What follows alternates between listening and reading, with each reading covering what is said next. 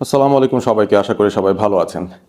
মেহেদী হাসান মিরাজের ব্যাপারটা নিয়ে আসলে সোশ্যাল মিডিয়াতে অনেক ধরনের আলোচনা সমালোচনা দেখছিলাম গতকাল। বাংলাদেশ যদিও পাকিস্তানকে খুব বড় ব্যবধানে গতকাল হারিয়ে দিয়েছে, প্রথম ওয়ানডে ম্যাচটা বাংলাদেশ জিতে নিয়েছে, তারপরও ক্যাপ্টেন মেহেদী হাসান মিরাজ, বোলার মেহেদী হাসান মিরাজ, পারফর্মার মেহেদী হাসান মিরাজ, তাকে নিয়ে কিন্তু অনেক ধরনের সমালোচনা তারপরও দেখতে হয়েছে।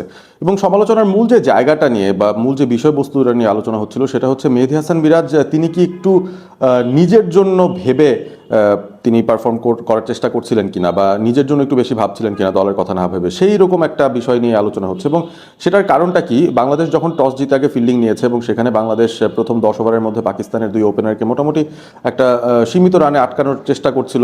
নাহিদ রানা একদম 10 ওভারের শেষ বলটাতে গিয়ে প্রথম উইকেটটা পেয়েছেন। এবং মেহেদী হাসান মিরাজ বল করতে এসেছিলেন কখন সেই সময়টায়, প্রথম ওভারটা করতে এসেছিলেন, আমি যদি ভুল না করে থাকি সপ্তম ওভারটায় প্রথম বল করতে এসেছিলেন। এবং তারপর থেকে তিনি 3 ওভারের একটা স্পেল করেছেন। এবং এই 3 ওভারের স্পেলের মধ্যেই তার যে দ্বিতীয় ওভারটা ছিল সেখানে কিন্তু তিনি একটা উইকেট তোলার সুযোগ তৈরি করেছিলেন মাঝ সাদাকাতের। এবং পরবর্তীতে যখন 11তম ওভারটায় তিনি বল করতে এসেছেন সেখানেও কিন্তু তিনি একটা খুব দারুণ সুযোগ তৈরি করেছিলেন। নতুন যেই ব্যাটার ছিলেন 3 নম্বরে যিনি ব্যাট করতে এসেছিলেন শামিল হোসেন, তার একটা উইকেট তোলার সুযোগ মেহেদী মিরাজ তৈরি করেছিলেন। লং অফে তানজিদ তামিম সেই ক্যাচটা ড্রপ করেছিলেন। সুতরাং শুরুর দিকেই কিন্তু মেহেদী মিরাজ উইকেট পাওয়ার মতো একটা পরিস্থিতি তৈরি করেছেন। তারপর 3 ওভারের একটা স্পেল করে মেহেদী মিরাজ একটা বিরতি নেন এবং এরই মাঝে নাহিদ রানা তার যে টানা স্পেলটা করে গেছেন সেখানে একের পর এক পাকিস্তানের টপ অর্ডারের উইকেট ফেলে দিচ্ছিলেন। 5টা উইকেট তিনি টানা তুলে নিয়েছিলেন, প্রথম 5 উইকেটই নাহিদ রানার দখলে পড়েছিল। এবং তারপর মেহেদী হাসান মিরাজ আবারও ফিরে এসেছিলেন। কখন ফিরেছেন? 17তম ওভারে তিনি ফিরেছেন। এবং সেই সময় এসে তিনি বেশ ইকোনমিক্যাল বোলিং করা শুরু করেন। এবং এক প্রান্তে বামহাতি ব্যাটার, এক প্রান্তে ডানহাতি ব্যাটার ছিল, সুতরাং তার কিন্তু টার্গেটটাই ছিল মূলত বাহাতি ব্যাটারের সঙ্গে ওই ম্যাচ আপটা তৈরি করা, মেহেদীর অফ স্পিন ভার্সেস পাকিস্তানের বাহাতি ব্যাটার। সেই ম্যাচ আপসটার কারণেই মেহেদী হাসান মিরাজ আবারও কিন্তু নিজেকে নিয়ে এসেছিলেন। এবং পেসারদের জয় জয়কারের দিনেও পরের যে স্পেলটা সেখানে 7 ওভার টানা করেছিলেন, সেখানে তিনি একটা পার্টিকুলার ওভার যেটা তিনি করতে এসেছিলেন 23তম ওভারটায়, সেখানে তিনি বল করতে এসে একই ওভারে 2টো উইকেট তুলেছিলেন। এবং প্রথম উইকেটটা ছিল হুসাইন তালাতের, যেখানে একটা আর্ম ডেলিভারিতে হুসাইন তালাত রক্ষণাত্মক শট খেলতে গিয়ে ব্যাটটা মিস করেছে, ফ্রন্ট প্যাডে লেগেছিল এবং তারপর এলবিডব্লিউ সিদ্ধান্তে তিনি আউট হয়ে যান। ওই একই ওভারে পাকিস্তানের ক্যাপ্টেন শাহিন শাহ আফ্রিদিকেও মেহেদী হাসান মিরাজ ফিরিয়ে দিয়েছেন ওই একই ধরনের একটা রাউন্ড দ্য উইকেটে এসে আর্ম বলে, যেখানে বলের লাইন মিস করেছেন শাহিন আফ্রিদি এবং এলবিডব্লিউর ফাঁদে পড়েছেন। সো সব মিলিয়ে মেহেদী হাসান মিরাজ গতকালের ম্যাচটাতে তিনি 10 ওভার বল করেছেন, 29 রান দিয়েছেন, 3টা উইকেট পেয়েছেন। বাংলাদেশ সব মিলে 30 ওভার 4 বল করেছিল এবং 30 ওভার 4 বলের মধ্যে 10টা ওভারে ছিল মেহেদী হাসান মিরাজের, যেখানে 3টা উইকেট তিনি পেয়েছেন।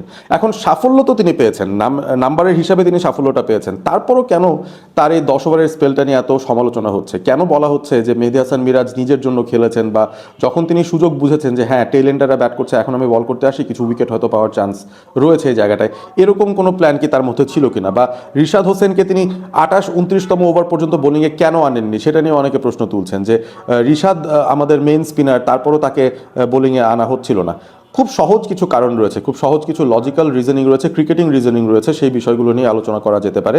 পাকিস্তান যে দলটা গতকাল নিয়ে মাঠে নেমেছিল সেখানে কিন্তু 5জন বাহাতি ব্যাটার আছেন, লেফট হ্যান্ডেড ব্যাটার্স আছেন, এবং তাদের এগেনস্টে সবচেয়ে এফেক্টিভ প্লয় যেটা হতে পারে একজন স্পিন বোলার হিসেবে সেটা হচ্ছে অফ স্পিন। কারণ আপনি যখন রাউন্ড দ্য উইকেটে বাহাতি ব্যাটারকে আক্রমণ করবেন বা টার্গেট করবেন, বলটা কিন্তু ওই স্টাম্পের মধ্যে পিচ করিয়ে যদি আর্ম ডেলিভারি হয় সেই ক্ষেত্রে এলবিডব্লিউর ক্যান্ডিডেট হতে পারেন ব্যাটার।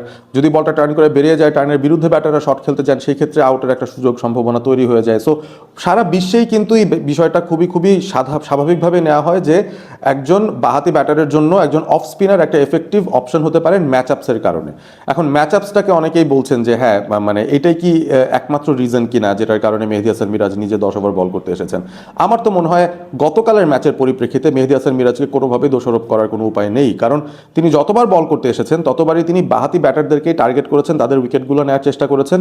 এবং তার যে 3টা উইকেট ছিল তার মধ্যে একটা ছিল হচ্ছে একজন ডানহাতি ব্যাটারের, যাকে তিনি একটা স্ট্রেইট ডেলিভারিতে, অর্থাৎ বলটা টার্ন করেনি, তিনি টার্নের জন্য খেলেছিলেন, আউটসাইড এজ হয়ে তিনি আউট হয়ে গেছেন এবং বাদ বাকি 2জন বাহাতি ব্যাটারকে তিনি এলবিডব্লিউ ট্র্যাপে ফেলেছেন।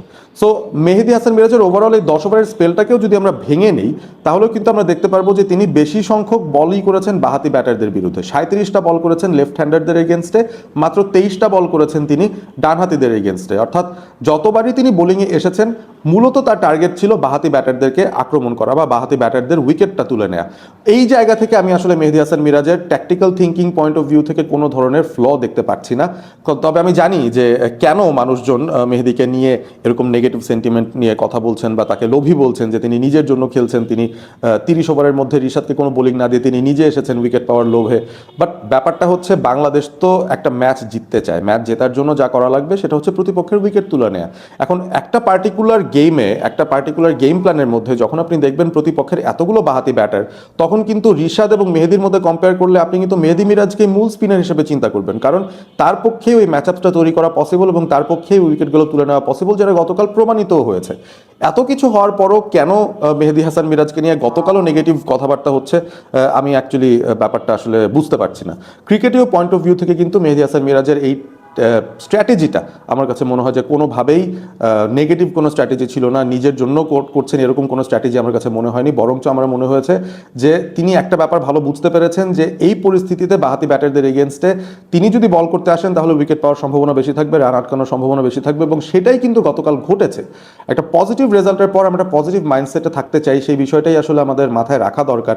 আমরা খুব বেশি আসলে আবেগে যখন ভেসে যাই তখনই কিন্তু ওই পুরনো কিছু ঘটনা, পুরনো কিছু স্মৃতি বা পুরনো কিছু সেন্টিমেন্ট নিয়ে আমরা কিন্তু আবেগে ভাসতে থাকি। মেহেদী 10 ওভার করেছেন সেটাও নাকি তার দোষ, এটা কিন্তু আসলে একটা ক্রিকেটীয় কালচারের ভেতরে পড়ে না। যখন একটা ট্যাকটিক নিয়ে আসা হয়, কোনো একটা স্ট্র্যাটেজি নিয়ে আসা হয়, কোনো একটা গেম প্ল্যান নিয়ে আসা হয় একটা ম্যাচের ভেতরে, সেটা সফল হচ্ছে কি অসফল হচ্ছে সেটারও একটা পরিমাপক পরবর্তীতে নির্ধারণ করা হবে। তবে ক্রিকেটীয় লজিক যদি বলে সেই থিঙ্কিং প্রসেসটা রাইট, তাহলে কিন্তু সেখানে আসলে কোনোভাবেই সেই ট্যাকটিকটাকে দোষারোপ করার কোনো উপায় থাকে না। সো এই জায়গাটার মধ্যে আমার মনে হয় মেহেদী হাসান মিরাজের এই ওভারঅল পারফরমেন্সটাকে আমরা খুব আন্ডাররেট করছি। তিনি খুব ভালো বোলিং করেছেন গতকাল, তিনি খুবই এফেক্টিভ বোলিং করেছেন গতকাল, এবং সেটাকে আমরা প্রশংসা না করে উল্টো মেহেদী হাসান মিরাজকে আলাদা রকম একটা চাপের মধ্যে ফেলছি। একটা ভালো পারফরমেন্সের দিনেও তাকে আমরা চাপের মধ্যে ফেলছি, জাস্ট বিকজ আমাদের মনে হয় স্বাভাবিকভাবে বা সাধারণত যে মেহেদী হাসান মিরাজ নিজেকে কঠিন পরিস্থিতি থেকে লুকিয়ে রাখেন এবং সুযোগ সন্ধানী হয়ে তিনি আসেন দুর্বল ব্যাটারদের উইকেটটা তুলে নেওয়ার জন্য। এটা আমার কাছে গতকাল একেবারেই মনে হয়নি। আমার কাছে মনে হয়েছে it was a very very well thought out process, এবং মেহেদী মিরাজের ওই 10টা ওভার কমপ্লিট করাটাই বোধহয় প্রয়োজন ছিল ওই সময়টায়, যেহেতু এতগুলো বাহাতি ব্যাটারের এগেনস্টে তিনি বল করার সুযোগটা পাচ্ছিলেন।